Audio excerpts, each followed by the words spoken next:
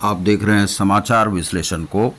बिहार में कोसी बराज से लगभग 7 लाख क्यूसेक और गंडक बराज से लगभग 6 लाख क्यूसेक पानी छोड़ने के बाद सुपौल, सहरसा, दरभंगा, भागलपुर, मुजफ्फरपुर, मधुबनी, चंपारण, मधेपुरा, पूर्णिया, नौहट्टा के हालात लगातार खराब होते जा रहे हैं।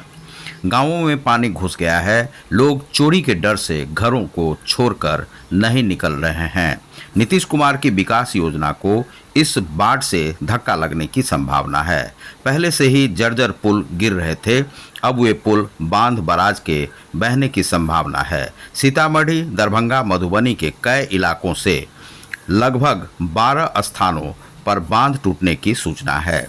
अब सवाल उठता है कि 2008 में आए बाढ़ के बाद इन बांधों के मजबूतीकरण के लिए जो हजारों करोड़ आए वे पैसे कहाँ गए।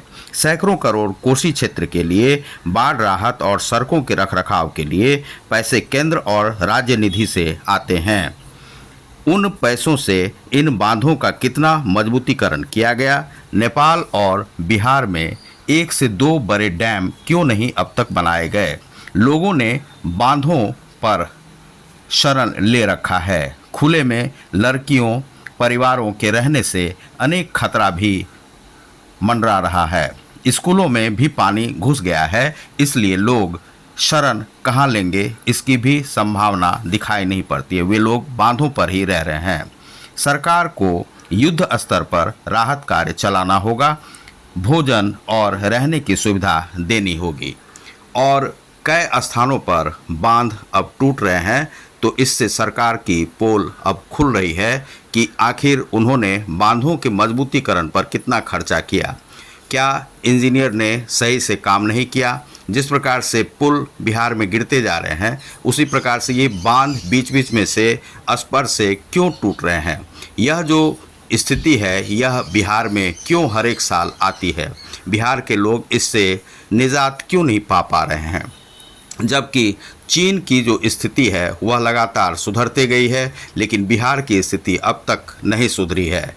बाढ़ हर एक साल इस प्रकार आते हैं, जिस प्रकार से त्यौहार यहाँ पर आते हैं, जिस प्रकार से दीपावली, दशहरा आते हैं, उसी प्रकार से यह बाढ़ भी हर एक साल आते हैं और वह नेपाल के रास्ते से ही बिहार में कोसी बराज से घुस जाते हैं।